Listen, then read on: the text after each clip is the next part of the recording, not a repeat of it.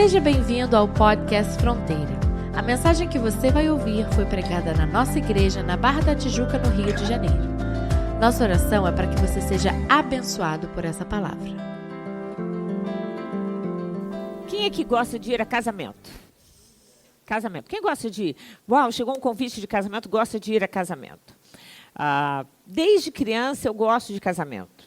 Eu nasci em Osasco, graças a Deus nasci num lar evangélico e eu não sei quantas vezes eu já fui daminha de honra. Né? Aquela coisa de... Eu lembro da minha mãe, sempre tinha um vestidinho, porque a pessoa casava e a gente, criança, quando criança, era dama de honra. E uma das coisas que eu gostava, minha mãe sempre falava isso, minha filha, você entra como daminha, você tem que ficar olhando para frente. Mas eu gostava, claro, né, depois de ver a noiva entrando, o que eu mais gostava de ver era o olhar do noivo olhando para a noiva. Isso eu gosto desde criança e até hoje. Tem duas coisas que me chamam muita atenção. É a noiva entrando, claro que a mulher vai sempre olhar o vestido da noiva, né?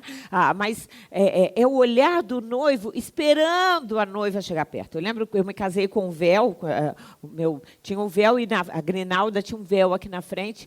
E eu me lembro de experimentar alguns e a minha fala era, não, esse está muito grosso que eu não vou ver o olho do alvo. Eu quero ver, eu quero que ele enxergue, mesmo que depois ele levantou o véu, mas eu quero enxergar o olhar dele. Esse é, para mim, assim, o ponto máximo do casamento, aquele olhar de surpresa, de admiração, emocionado do noivo. E, claro, quando a gente casou, não tinha isso, mas são os votos. Os votos que o homem ou o marido vai fazer para a esposa e que a esposa faz para o marido. Os votos. Porque o voto não é simplesmente uma repetição de algo que o pastor está dizendo. Não, é algo que nasce no coração de uma pessoa e que ela faz de uma forma voluntária e ela está dizendo ali, e claro que dentro da história e da conversa, da vivência de cada casal.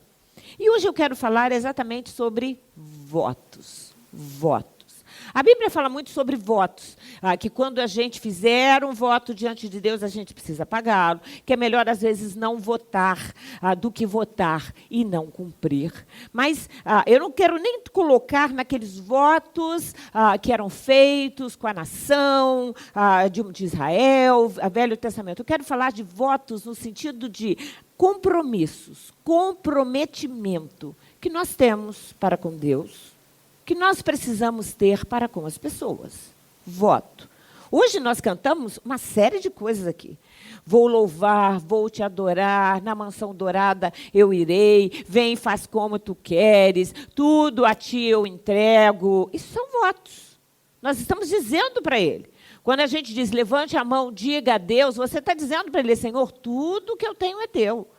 Né? Vem e faz a tua vontade. São votos, coisas que nós vamos colocando diante de Deus com o nosso coração e que não devem ser feitos só porque é emoção. Você sabe que, a despeito de eu ser psicóloga, essa não é uma igreja que trabalha com a base emocional.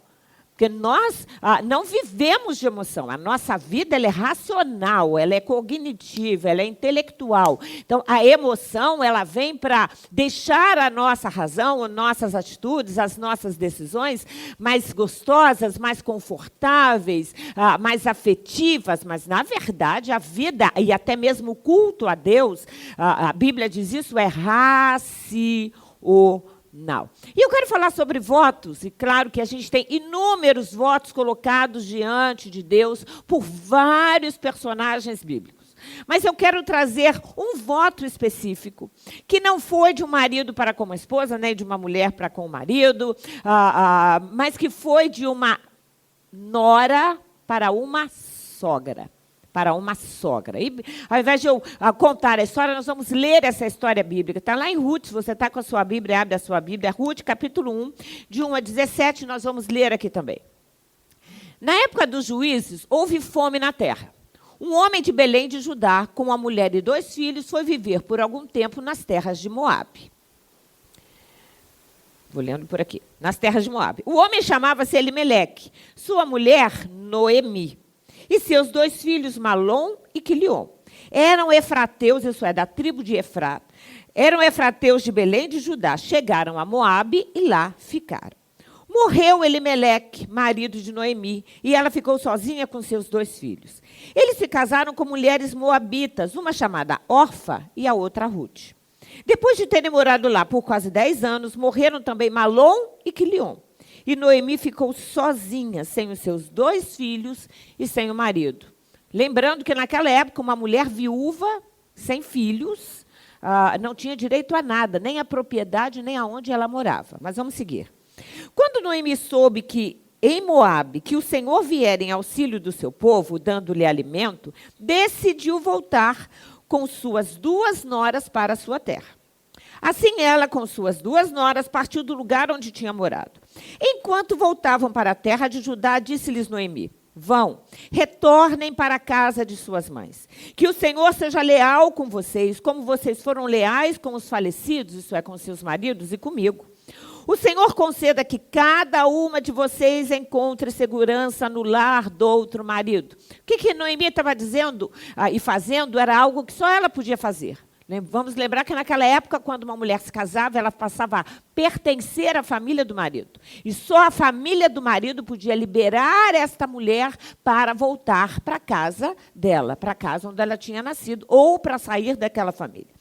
Então deu-lhes beijos de despedida, mas elas começaram a chorar alto e lhe disseram: não, voltaremos com você para junto do seu povo. Disse, porém, Noemi: voltem, minhas filhas, porque viriam comigo. Poderia eu ainda ter filhos que viessem a ser seus maridos? Voltem, minhas filhas, vão. Eu estou velha demais para ter outro marido. E mesmo que eu pensasse que ainda há esperança para mim, ainda que eu me casasse essa noite e depois desse à luz a filhos, vocês iriam esperar até que eles crescessem? Ficariam sem se casar à espera deles? De jeito nenhum, minhas filhas. Para mim é mais amargo do que para vocês, pois a mão do Senhor voltou-se contra mim. E, de novo, um parênteses aqui. Noemi, como muitos de nós, quando as coisas dão ruim, a gente pensa que é Deus que pesou a mão. Não, foi resultado de uma decisão que lá atrás ela tinha tomado de sair da terra de Israel e ir morar no meio de um povo que não adorava a Deus. Mas vamos voltar ao texto. Elas então começaram a chorar alto de novo. Depois Orfa deu um beijo de despedida em sua sogra, mas Ruth ficou com ela. Então Noemi aconselhou: veja, sua concunhada está voltando para o seu povo e para o seu Deus. Volte com ela. Ruth, porém, respondeu, e aí vem o voto: não insistas comigo que te deixe e que não mais te acompanhe. Aonde fores, irei. Onde ficares, ficarei. O teu povo será o meu povo e o teu Deus será o meu Deus. Onde morreres, morrerei, e ali serei sepultada. Que o Senhor me castigue com todo rigor, se outra coisa que não a morte me separar de ti. A nora dizendo isso para a sogra. Há uma canção com esse, que eu canto há muitos anos, que fala desse voto, que diz: onde quer que tu fores, irei também, e onde quer que pousares, ali eu pousarei. Teu povo é meu povo, teu Deus é meu Deus. E onde quer que morreres, ali eu morrerei, e ali eu serei sepultada. Só a morte separar-me-á de ti. Palavras tão lindas. Claro que numa canção fica mais linda ainda. Há palavras tão lindas, mas tão sérias. Aonde quer que tu fores, irei também. Eu vou pegar esses votos de Noemi e nós vamos pensar juntos sobre cada frase desse voto. E a minha primeira pergunta é: você já votou isso a Deus? Nós acabamos de cantar hoje aqui. Aliás, abrimos o culto dizendo: a face adorada de Jesus verei. Você realmente entende que, para que a gente chegue lá e veja a face adorada de Deus, A gente precisa cumprir os nossos votos e dizer, Deus, aonde o Senhor me mandar, aonde o Senhor quiser que eu fique, para onde o Senhor for, eu vou. Aonde tiver a tua bênção, onde tiver a tua direção, aonde tiver a tua ordem, eu vou seguir. Porque, na verdade, se Ele é o nosso Senhor e nós somos seus servos, nós precisamos entender que precisamos seguir a Cristo. Nós cantamos uma canção aqui, que você deve lembrar, que diz, há milhões de razões para confiar e nada a temer, pois comigo sempre está. Te sigo a todo lugar, onde quer que tu fores, aonde quer que me guies, tudo, ao que quer que me custe, tudo que eu quero é a ti. E a gente precisa pedir, Senhor, se a gente diz, Senhor, eu te sigo a todo lugar, será que nós temos feito isso? Mas nós, além de votar isso a Deus, vamos lá, vamos trazer para o nosso dia a dia. Você cumpre, de fato, os votos dentro do seu casamento? Dentro do seu casamento? Você entende que a partir do momento que você se casou, você tem a mesma missão com esse marido ou com essa esposa? Há um voto. Mesmo que você não tenha lido um papel, que você não tenha expressado a sua vontade, certamente no seu casamento, alguém, que, mesmo que tenha sido um padre, na doença, lembram do voto? Na doença ou na saúde, na alegria ou na tristeza. Há um voto que é feito, um voto que é promulgado entre os dois. Mas será que a gente, de fato, tem cumprido o voto de que eu vou ficar do seu lado, custe o que custar, eu vou te seguir, eu vou estar com você, ou cada um vive a sua vida sem dar satisfação para o outro? Além de virem à igreja, o que mais vocês fazem juntos? Que bom quando já vem à igreja junto. Mas vocês caminham juntos, vocês se exercitam juntos, dormem na mesma cama, espero que sim. Namoram. Ou quem é casado, a gente está falando para casais aqui, fazem sexo com frequência? A gente votou isso também, a gente votou fidelidade. Seu cônjuge sabe que pode contar com você? Aconteça o que acontecer, você sabe o seguinte, quando eu chegar em casa eu posso contar. É uma pessoa amiga que vai me abraçar, que vai me ajudar. Mesmo que eu tenha errado, vai dizer, meu bem, você errou, mas a gente vai dar volta, a gente vai consertar, eu estou do seu lado, conta comigo, a gente dá suporte afetivo, a gente tem um amor leal. Eu gosto muito dessa expressão que é bíblica. Não é um amor da boca para fora, mas é um amor leal, que inclui uma lealdade, uma cumplicidade. Esse é o amor que Deus tem pela gente. O amor de Deus é leal. Mesmo quando eu sou infiel, Ele continua sendo fiel. Mesmo quando eu erro, eu peco, eu me sujo, Ele continua dizendo, vem, volta para mim, eu quero te abraçar, eu te limpo, eu conserto a sua vida, eu acerto a sua história, porque o amor de Deus é leal, Ele não decepciona, Ele não falha, Ele não deixa a gente na mão, Ele não puxa o nosso tapete quando a gente está na aflição, não, Ele não abandona. Salmo 90 diz assim, satisfaze-nos pela manhã com o teu amor leal e todos os nossos dias cantaremos felizes, porque o amor de Deus é leal. Quando a gente vai para a paternidade, a minha pergunta é, aonde os teus filhos estão indo? Onde quer que tu fores, eu irei. Aonde estão indo os nossos filhos? Eles estão viajando na rede social sozinhos, sem fiscalização? É um absurdo a gente ver crianças, desculpem, de 4, 5, 6, 10, 12, 13, 15 anos, navegando na internet, navegando no celular, entrando no jogo, e pai e mãe sem nem mesmo ter noção do que está acontecendo. O que a gente mais tem visto são crianças envolvidas em questões sérias, às vezes até atraídos por questões sexuais, tirando a própria vida, tentando suicídio, se cortando porque estão sozinhos. Desculpem, quando uma criança nasce, ela não pede para nascer.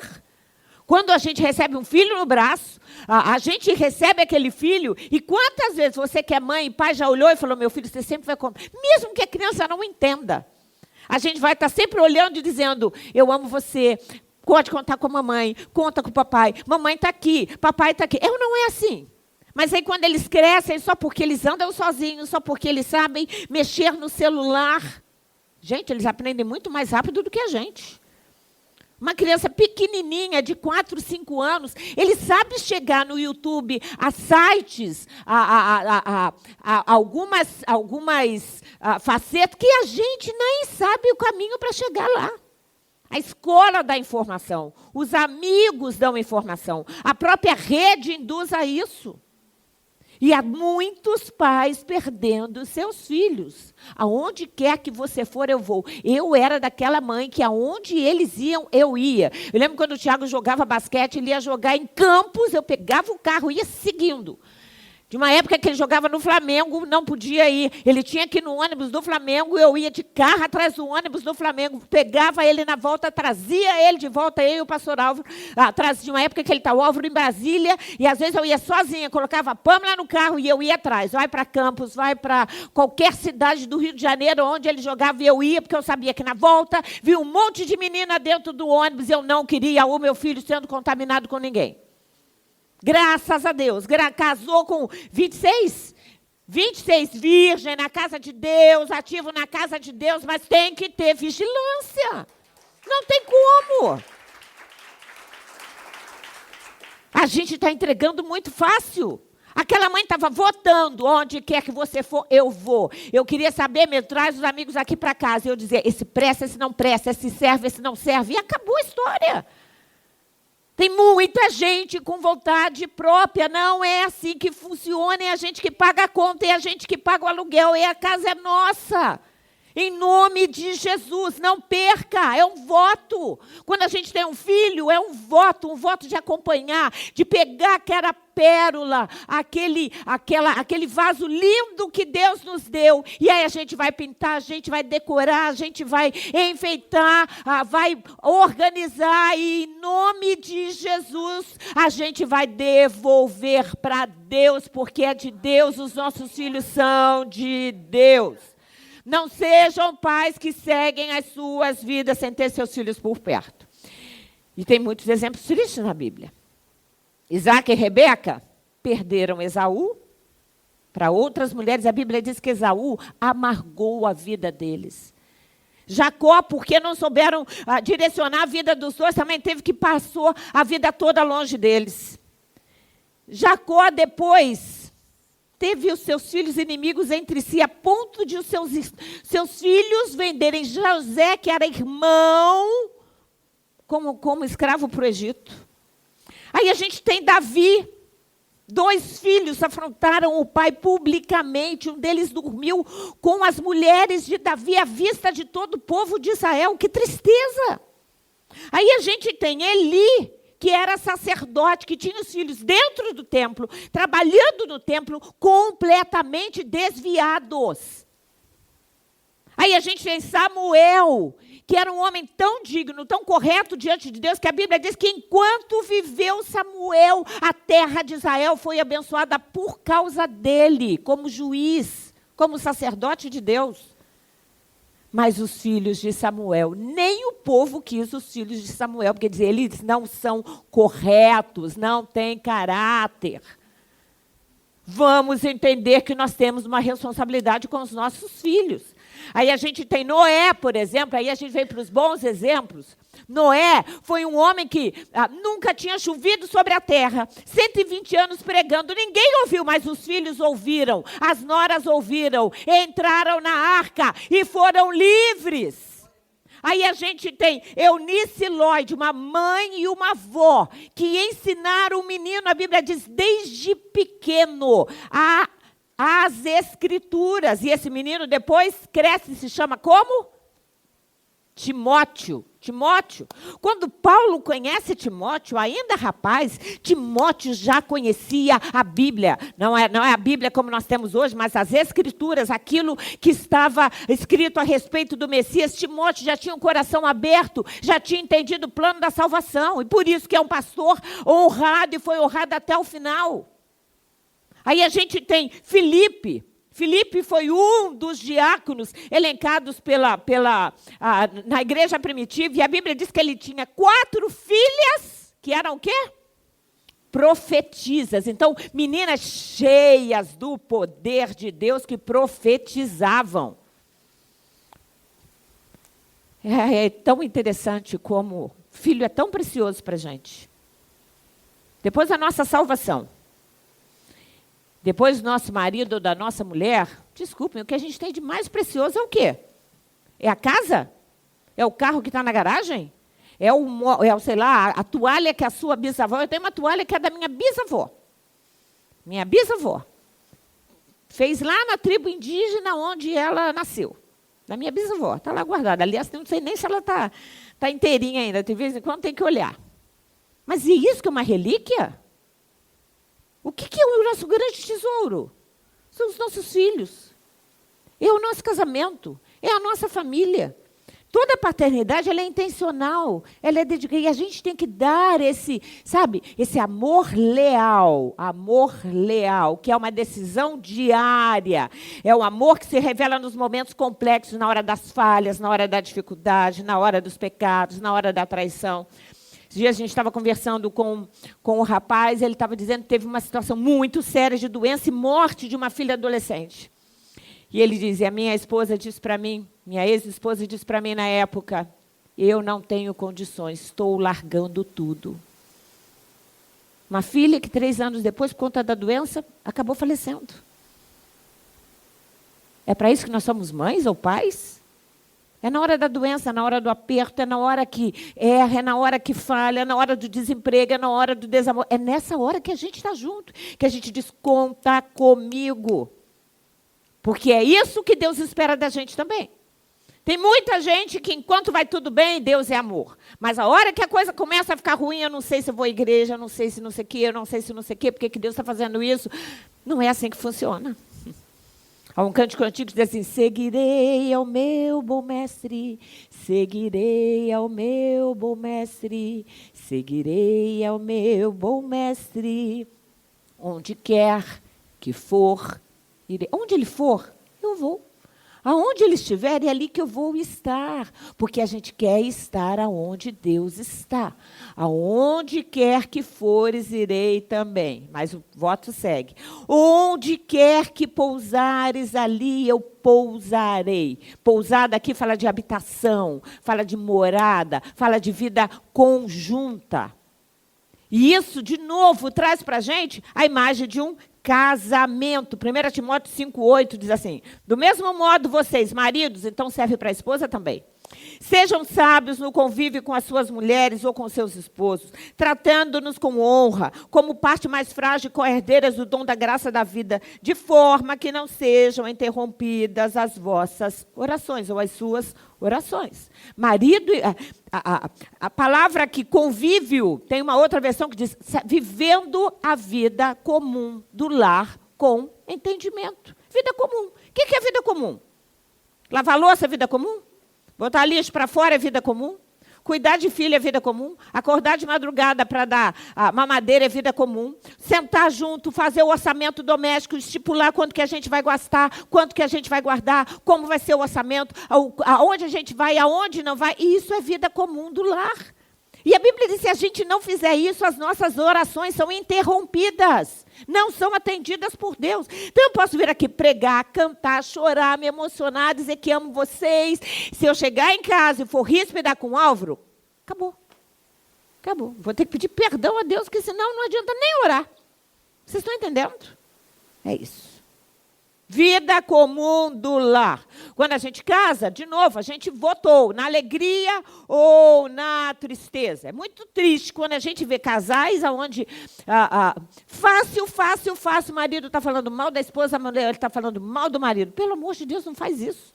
E fala no supermercado, fala na manicure, fala no espaço de trabalho, fala no metrô. Como assim? Você está no metrô, mas você nunca viu na vida falando mal da sua família? Falando mal da única pessoa que aguenta você durante, 15 anos, 20 anos, 50 anos. Como é que a gente pega o que é tão precioso, que é o casamento, que são filhos, que é a nossa vida com Deus, que é a igreja que nos acolhe, que nos ama, onde a gente é alimentado, e a gente pega isso e fala mal. É voto, é compromisso. Eu tenho um compromisso com o Álvaro até a morte. É um compromisso meu, diário. Eu tenho um compromisso com Deus. Já fiz muita coisa que não queria fazer, mas Deus disse, tem que fazer. E eu fui lá e fiz. Desde me mudar até pedir perdão para uma pessoa que ela que tinha me ferido, ela que tinha me caluniado, ela que tinha falado mal, ela que tinha acabado com um monte de coisa. Mas Deus falou, não, seu coração está sujo, ela te feriu, você que vai lá pedir perdão. E aí eu fui. É muita coisa que a gente faz por voto. Tem dia que você só acorda para ir trabalhar porque você tem um voto de compromisso com você mesmo. Dizer, não, eu tenho que levar dinheiro para minha casa. Eu tenho que dar estrutura para... Eu não é. A gente faz pelo voto. A gente faz por conta de uma aliança. A gente precisa estar mais presente para os nossos filhos. A gente ama. E eles têm que saber que a gente ama. Mas a gente também educa, a gente forma, a gente se exercita naquela disciplina diária de ter hora de acordar, de fazer comida, de preparar isso, de preparar... É assim que funciona. Hoje nós já temos os nossos filhos casados. Mas quando os nossos filhos eram pequenos, 7 horas da manhã, a gente tinha que estar na igreja. Porque o Álvaro dava aula para os professores de escola dominical. E só o grupo de professores da escola dominical era cerca de 300 e pouco, 400 professores. Então, era aula para os professores, que depois iam dar aula para os alunos. Então, 7 horas da manhã, a gente já estava chegando na igreja. Com sopinha pronta, com roupa para trocar, com tudo, porque passava o dia na igreja. Graças a Deus, graças a Deus. Quando muitas vezes a gente conseguia, era ir para a igreja, sair da igreja 1 hora, vinha em casa, dava sopinha, dava um banho de novo, 3 horas da tarde, estava de volta. Tem até uma situação, uma vez que a gente saiu de casa, eu deixei a sopinha, cortava, já botava a sopinha para cozinhar aquela coisa toda e não apaguei o fogo da panela. Quando nós chegamos em casa, eu lembro a gente entrando no prédio, a gente morava no Valqueira naquela época, aquele cheiro de cigarro, de fumaça, de coisa queimada. Quando a gente foi ver, entramos no nosso, eu falei para o Paulo, nossa, que cheiro de incêndio, aquela coisa toda. Quando a gente chegou no nosso andar, na nossa porta da cozinha, estava no chão, o teto todo preto, porque a panela de alumínio começou a pegar fogo, aquela fumaça saiu pela janela. Graças a Deus, os vizinhos foram lá e botaram a porta para baixo para desligar. Foi uma loucura. Mas já passou. Por quê? Porque eu, Elaine, esqueci de apagar a sopinha, que era a sopinha que o Tiago ia comer na hora do almoço, que claro que não comeu. É esforço. Tudo é esforço. Tudo é esforço. A gente precisa ensinar os nossos filhos a amarem a Deus, a amarem a gente, a respeitarem. Porque olha o que a Bíblia diz lá em Provérbios 20. Se alguém amaldiçoa o seu pai e a sua mãe, a sua lâmpada se apagará na mais densa escuridão. Desrespeitar pai e mãe, desrespeitar aquela pessoa que está do seu lado, que ama você, que te apoia, só apaga a nossa lâmpada. E eu vou ampliar aqui. Desrespeitar o seu marido, desrespeitar a sua esposa, desrespeitar por bel prazer o seu chefe, desrespeitar alguém que você sabe que é superior a você, desrespeitar seus pastores, graças a Deus não é o caso aqui, mas desrespeitar figuras de autoridade que a gente sabe que é Deus que colocou na nossa vida, especialmente pai e mãe, a lâmpada se apaga até as mais densas trevas. Mas vamos seguir no voto. E ela diz assim, teu povo é o meu povo. Teu povo é o meu povo. Ela era moabita. Noemi era israelita. Noemi adorava a Deus. A terra de Moabe não servia a Deus. Mas ela, naquele momento, estava dizendo, Ruth, Noemi, eu quero vivenciar e eu quero servir o mesmo Deus que você serve. Olha para quem está do seu lado. Você pode dizer para essa pessoa, o teu povo é o meu povo. É ou não é? Quem está atrás de você é povo com você. Quem está da frente é povo com você, porque nós estamos aqui todos filiados. Nós temos culturas diferentes, vivências diferentes, idades diferentes, educação diferente, tudo diferente. Cabeça diferente, cabelo diferente, mas nós temos uma estrutura que é a mesma Constituição, a mesma palavra, vamos para o mesmo céu, temos o mesmo Espírito, a mesma fé. Então, o povo, né, que é de vocês, que é o meu, vocês são o meu povo. A igreja, muitas vezes, é quase que a nossa... Falando de mim, nossos filhos moram longe. Vocês são o meu povo. Vocês são a minha família. É com vocês que eu vou almoçar hoje. É com vocês que eu almocei ontem. Quinta-feira a gente estava junto. Domingo a gente também estava almoçando, a gente estava passando o dia junto. E sempre em alegria, e sempre em comunhão, e sempre um apoiando e ajudando o outro. Teu povo é o meu povo. Casamento, o Álvaro é a minha história de vida perpassa pela vida do Álvaro. Eu casei com 20 anos, hoje tenho 60. Eu tenho o dobro de tempo com o Álvaro do que eu tive com meus pais. Eu casei com 20. Há uma expressão em inglês que é in your shoes, isso é, eu vou me colocar no seu sapato, eu vou vestir o seu sapato. Vou colocar o meu pé no seu sapato. E quando a gente fala de povo, de igreja, ou do outro, a gente precisa aprender a colocar o nosso pé no sapato do outro. E ver o quanto dói. E ver como é diferente. Isso significa fazer para o outro, dizer ao outro aquilo que eu gostaria que o outro dissesse para mim. E às vezes a gente faz o contrário. Coisas que machucam. Imagina uma pessoa, coitada, está lá sofrendo para emagrecer, não consegue. Aí chega na igreja, alguém diz, nossa, você está mais gordinha, né, amiga? Misericórdia. O culto daquela pessoa, desculpe, já vai ser diferente. Porque se você falar isso para mim, eu vou ficar chateada. Quem aqui não ficaria chateado? Não precisa, não, pode até levantar. Quem não ficaria? Ficaria. A pessoa demora a vir para a igreja. Ao invés de a gente dizer para ela assim, nossa, eu estava com saudade de você, tenho sentido a sua foto. Fala, nossa, desviado. Nossa, não vai para o céu mais. Como assim? Não é mais fácil dizer para essa pessoa, eu amo você, sentir sua falta? Ou dizer que para aquela pessoa que está mais gordinha, esquece a gordura dela. Vai dizer, nossa, como eu amo você, o seu jeito de ser, a sua forma como você abraça. Amiga, eu tenho achado você mais acabado ultimamente. Misericórdia. Amiga, eu não preciso dessa amiga, não. Não é mais fácil chegar para essa pessoa e falar assim, está tudo bem com você? Estou orando por você. Conta com a minha oração. Nossa, você não acha que a pastora ou o pastor estão muito duros com a igreja? Sabe que às vezes não é mais fácil a gente pensar assim, gente, o que é que eu estou falando de errado para a pastora estar precisando ser dura com a igreja? Porque assim, eu não gostaria de ser. Tenho achado o pastor muito preocupado, ser carrancudo com... Não é mais fácil chegar perto dele, eu não estou dizendo que isso tenha acontecido não, tá? Mas dizer assim, pastor, estou orando pelo senhor. Amém. Não sei porque eu estou achando que o marido da fulana não está muito crente. E o seu marido, está?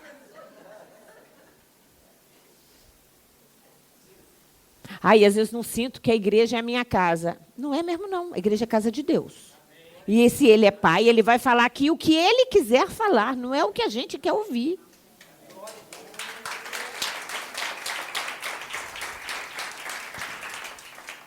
Não gosto do fulano. Você não precisa gostar, você tem que amar, apoiar, suportar ele, ajudar. Está do lado, dizer, conta comigo, vou orar por você, ora. Mas ele é estourado. Ora a Deus, quando você estiver orando, fala, Senhor, trata aquele temperamento explosivo do fulano, mas trata também a minha língua, trata também o meu temperamento complicado. É assim que a gente ora. A gente quer orar pelo erro do outro. E os nossos? Não tem ninguém perfeito. Triste é, nossa, fulano está trabalhando demais na igreja. Trabalhando demais na igreja. E ainda diz para a pessoa, você está trabalhando muito. Acho que a pastora está botando muita... Sério isso? Pede para sair. É sério isso? Quem somos nós para pedir para sair se Deus é que manda a gente trabalhar? Quem sou eu? Você acha que eu não tenho pessoas que me conhecem, que digam para mim, Elaine, pelo amor de Deus, vai viver a sua vida, vai morar perto dos seus filhos. Lá abre mão de ser pastora. Você já trabalhou na casa de Deus desde que você nasceu. Eu não sou maluca de deixar de trabalhar na obra de Deus, de deixar de servir a Deus, de deixar de vir à igreja, porque só eu sei o que Deus já fez na minha vida, e eu sei que é por bondade e misericórdia, mas porque eu busco Jesus, que é Jesus, olhando para os discípulos, diz: em favor de vocês eu me santifico. E eu não vou me santificar em favor dos meus filhos, em favor do meu marido, em favor de um trabalho que Deus colocou na minha mão? Não tem como. Não tem como. Não tem como. Nós somos povo de Deus. O que eu gostaria que a Marquinhos me fizesse junto com a Letícia, eu vou fazer pelo Marquinhos e pela Letícia. O que eu gostaria de ouvir é o que eu vou falar. Você gosta de ouvir repreensão ou elogio? Você gosta de ouvir indireta ou afeto? Então a gente vai aprender a fazer. Teu povo, a Ruth teve que aprender as normas dos israelitas, os costumes dos israelitas, os hábitos dos israelitas, porque ela saiu da terra dela e foi morar no meio de um povo diferente. E ela está dizendo: teu povo é o meu, eu vou aprender, custe o que custar. E aprendeu tanto, e foi tão errada, e levou tão a sério, que entrou na genealogia de Jesus. É uma das poucas mulheres que está com o nome registrado lá, que não era israelita, mas entrou na genealogia de Jesus, que veio ser a avó de Davi, do rei Davi. É tão lindo quando a gente entende. Pastor, é difícil? É. Queridos, eu estou em igreja há 60 anos. Uma das minhas primeiras fotos sou eu atravessada num berço, com um monte de outra criança, porque não tinha berço para tanta criança, em vez de deitar direitinho, a gente deitava assim, atravessado. Com mais 4 crianças. Todos os 4 são pastores. 5 crianças pastores. Na igreja, lá em Osasco. Então, eu convivo com a igreja desde cedo. É difícil? Tem gente que é mais fácil, tem gente que é mais complicado. Mas eu quero morar com todo mundo no céu. Amém. Custe o que custar. Teu Deus é meu Deus. Diz de novo para quem está do seu lado: seu Deus, teu Deus é o meu Deus. Então, no seu casamento, se vocês têm um Deus comum, em nome de Jesus, orem juntos, jejuem juntos, leiam a Bíblia juntos, cultuem juntos, clamem a Deus juntos. Marido e mulher precisam saber que é uma força tremenda. Onde estiverem 2 reunidos em meu nome, eu ali estarei. Em casa, evangelize os seus filhos. Faça culto doméstico. Seja fiel nas suas conversas, nos assuntos que envolvam a igreja, na forma como você se veste, na forma como você fala, naquilo que... A gente precisa entender que há momentos em que a mãe não está vendo, o pai não está vendo, o pastor não está vendo, a pastora não está vendo, mas quem está vendo? Deus. Deus está vendo. Deus está vendo. Deus está vendo. Teu Deus é o meu Deus. E o Deus que a gente tem é amor, é paz, alegria, fidelidade, justiça, bondade, perdão. E o voto segue. E onde quer que morreres, eu morrerei também, e ali eu serei sepultada. Quem lembra o final dos votos do casamento? Até que o quê? A morte nos separe. Casamento é até que a morte nos separe. Amigos, desculpem, vivem na vida da gente por períodos. Tinha os amigos lá da infância, depois aqueles amigos da adolescência, depois os amigos da época que a gente não era crente, depois aqueles amigos... Amigos passam, desculpem, amigos passam raros. Se você chegar na vida e conseguir manter 5, olha para a palma da sua mão, 5, você pode dizer assim: uau, tenho 5 amigos, contando com seu marido, sua mulher e seus filhos, seja feliz. Você já pode levantar as 2 mãos para o céu e pular de alegria, que a maioria não tem nem isso. 5. Só que hoje em dia qualquer amigo de Facebook é amigo. Qualquer pessoa que segue é amigo. Como assim amigo? Amigo é quem ora por você. Amigo é quem está do seu lado sempre. Amigo é aquele que, se precisar, vai dizer uma palavra firme, que não vai concordar com você, mas vai dizer, mas amém, mas eu te amo ainda assim. Conta comigo para te ajudar. Pais, a gente deve afeto, a gente deve respeito. Quando servem a Deus e são homens e mulheres de Deus, a gente precisa obedecer. Depois que a gente ouve como conselho e a gente vai cuidar deles na velhice. Filhos, um dia vão embora. Um dia eles vão embora. A gente cria filhos na casa da gente para outras pessoas, para eles viverem o mundo. A gente banca, a gente faz. Se você fizer a conta de tudo que você já gastou com seus filhos, misericórdia. Dá para comprar muito apartamento, muitos carros. É ou não é? Mas a gente faz porque a gente ama. Mas eles vão embora. Então, se você tem os seus filhos perto, ame bastante, curta bastante, aproveite bastante, abrace bastante, para que quando eles forem embora, essa memória fica, essa ponte seja muito bem feita. Agora, salvação é por toda a eternidade. Casamento é até que a morte nos separe. Quando chegar no céu, eu não vou ser casada com outro, não. Com quem, pastora? Com quem você acha que eu vou ser casada? Com ninguém, gente. No céu não tem casamento. No céu não tem casamento. A verdade é que, quando eu chegar no céu, ou quando nós chegarmos, a gente tem uma eternidade inteira. Eu vou lembrar que fui casada com ele. Graças a Deus, né? Graças a Deus. Mas não adianta a gente achar que a gente vai chegar, hoje foi dito aqui na hora da Bíblia, com a cabecinha que a gente tem aqui, com o cotidiano que a gente tem aqui no céu, é tudo diferente, porque a eternidade é com Deus, nem olhos viram, nem ouvidos ouviram, nem chegou à mente ou coração humano aquilo que Deus tem reservado para aqueles que o amam. Se há um voto que a gente precisa ter com Deus, é falar, Deus, é até a minha morte, porque se você morrer salva, se o seu voto estiver intacto, se a sua fé estiver alicerçada, não importa o quanto você já tenha errado, não importa o quanto você já tenha falhado, se você falar, não, eu quero voltar, eu quero refazer os meus votos, eu quero estabelecer a minha aliança, eu quero ficar firme de novo, eu quero acertar a minha vida e morrer com os votos corretos, você vai passar toda a eternidade com Deus. Se isso não acontecer, é toda a eternidade no inferno. É sério. É sério. É o voto mais sério. E ela encerra dizendo, só a morte me separará de você. Em algum momento, em alguma curva da nossa vida, a morte está nos esperando. É ou não é? É certo. A não ser que Jesus volte antes. Ai, que bom que ele voltasse agora. Mas se ele não voltar antes da minha morte, da nossa morte, a gente não sabe quando ela vai acontecer, mas ela vai acontecer. Portanto, até lá, guarde.